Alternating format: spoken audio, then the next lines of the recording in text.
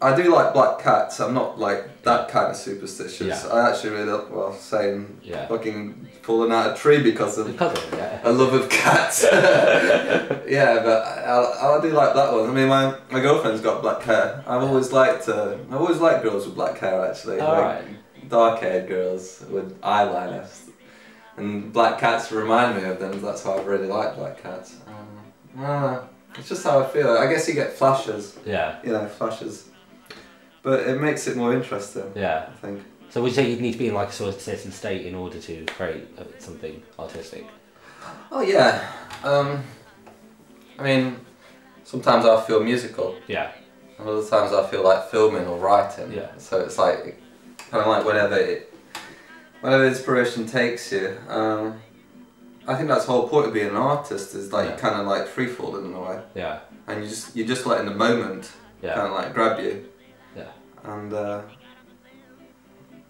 it's like an expression of your emotive state, really, being an artist. I think there's a certain selfish aspect as well to it, but it makes it so much better.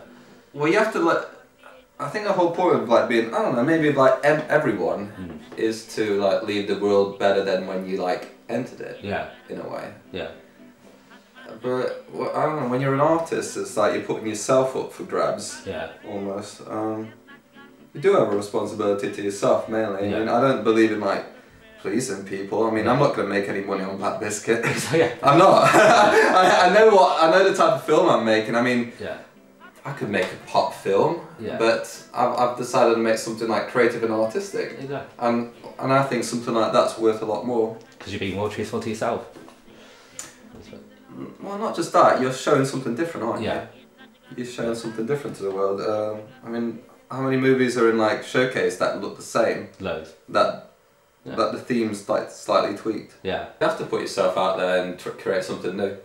What about you? What your interviews are structured? No, I don't want them to be too structured. Well, yeah, I mean that's what I'm saying. Like, I was saying, everyone's got a creative side. I mean, your creative side is journalism. Yeah, journalism. I mean, how do you feel about that? How do you think articles should represent cinema? I think they need to be truthful. I think that's a lot of problem with articles now. They've always got like a political aspect to it. Nowadays, no one truly investigates, truly seeks the truth. But do you think like each article, like each article's got a bit of a responsibility to make sure that they're picking the right angle from where the filmmaker kind of like sees it as going? Cause I think so, but I think also as a journalist you've got a responsibility to look at it from all different angles. Because then if you don't, you're giving kind of a biased opinion to it. In what way though? But someone's still making that decision. Like you guys are like journalists, for example, are making that decision, and it is. It's one person that is going to go with that decision. That's why I try and offer all different aspects. I don't like to just focus on one political side or one side in general. But how do you like meet something that pleases everyone? I mean, I just research like crap. Really? Like you have to like research a way to like please everyone. How would you research that then? Google is my friend. Right. And I just Google, but like in-depth talking to the subject and stuff and looking at it from different angles always helps. So what do you think the pulse is at the moment of England? I would say it's fear is kind of like the pulse going through. Everyone's got a fear of whether they'll keep their jobs, whether they'll have enough money, and whether they should say something if it affects anyone in a different way. Yeah, but I think that's about to die. Yeah. I mean, come on, we've just had the Olympics. Yeah. We've got #1s in America with like music. Yeah. I think England's doing really good at the moment, culturally-wise. I think we're doing good, but we've also got that aspect of we're always waiting for the worst to happen. I think I think it's more of a cynical nature, kind of travelling through blood. Well, what would be a good way to get rid of that? I think it's part of it. I think we should just rather embrace it, rather than not see it as a bad aspect, but rather... I think we shouldn't listen to the news. Yeah, and that's what a problem people nowadays don't. Well, I don't... If the news calls you, you listen to the news, most of it's like negative stories, isn't it? Yeah, but you need to... The thing is, people do listen to it, but they don't analyse it. You need to analyse and think, okay, why is someone saying this? What political angle is this coming from? What's the benefit? Blah, blah, blah. But they're all like placing blame on everyone else. Yeah, I think that's human nature in general. Which is annoying as hell, people need to take responsibility, but I think when you mature you start to take responsibility, but a lot of people aren't maturing. I don't know. I think the news should be a bit more positive. they're the main source of the fucking news. You know, they're the main source, and they should be more positive. And sometimes, well, you know, when you go on holiday, you don't really watch the news, do you? Yeah. And whenever I come back, I just feel when you enter England, I'm in like a different place still, and like I don't know, I almost feel brighter. And I do think England's going to be going like through one like a bit of like a renaissance in culture. I really do think so. I mean, look how much stuff's coming out of England at the moment. It's all positive. I mean, even the Olympics. Look how well we did. We've got some of the best athletes in the world. Yeah. You know, not just about music and film. Like some of the best people. But it's just governments. I think governments are just they just want to keep everyone down. When was the last time? Every time there is like a renaissance and people get their confidence, governments get scared, don't they? Yeah. I think it's more just wanting to control the financial aspect rather than anything. Well, they did a good job at that, didn't they? They're doing a really good job at that. But then I think people are starting to kind of wake up to it and starting to take control.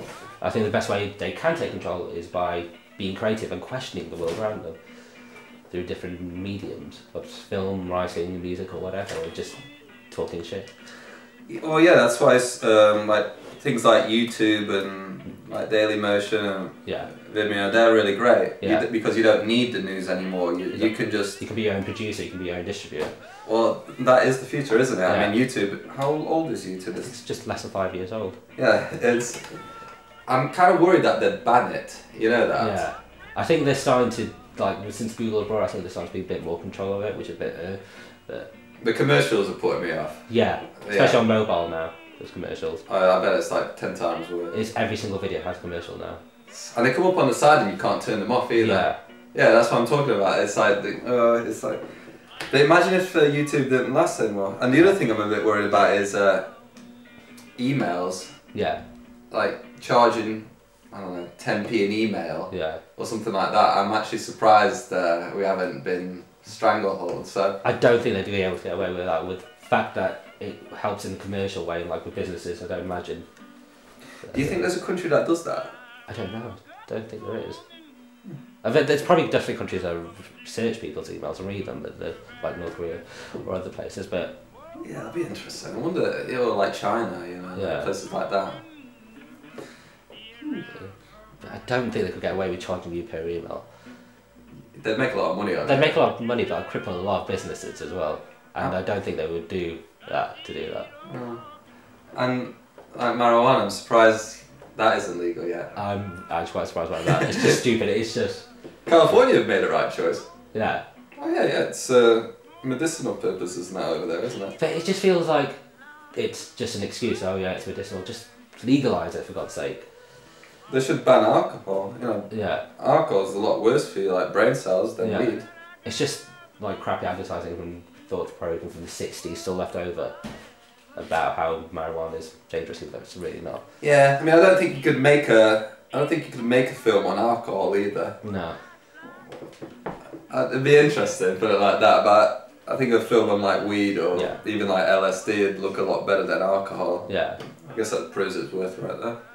It's quite interesting that it's still quite a hot topic debate, marijuana, when a lot of people do use it. It's just weird. Yeah. Weird world. It's not even a drug there really anymore, is it? No. It's just a quite casual thing with the amount of people that do take it, like, oh, alright, smoke, alright, who cares? Yeah, it'd make people more responsible, because I don't think people, as you were saying before, like the confidence-wise, and it's common sense, isn't it? It's like, don't smoke a joint and drive. Yeah. It's a bit of taking and give, like, you should just know when not to do things, like it can endanger people. I just got a speeding ticket recently. Yeah. Yeah, I got to go to one of those like 3-hour classes. I wasn't doing too bad. I was doing like 10 over. Yeah. But I was on the motorway. Yeah. And I'm still here. So I can't have been like doing that bad. And I don't imagine anyone actually stays on speed limit on the motorway. I definitely don't. Well, they wanted to take me to court. They sent me a letter. Yeah. They sent me a letter saying that I had to go to court, and they gave me the option either go to court or take this class. But I thought they'd just like send out. Yeah. Fine saying I got to pay like 70 quid or whatever it was. Cool for that. That's just stupid. Have you got your license? Yeah, I got it about 2 years ago. So, yeah. What do you think of it? It's alright. Like, no, like during like the exam. The exam itself, I was a bit... I actually had a fun experience. I had 1.5 exams because the first time I had food poisoning from Subways.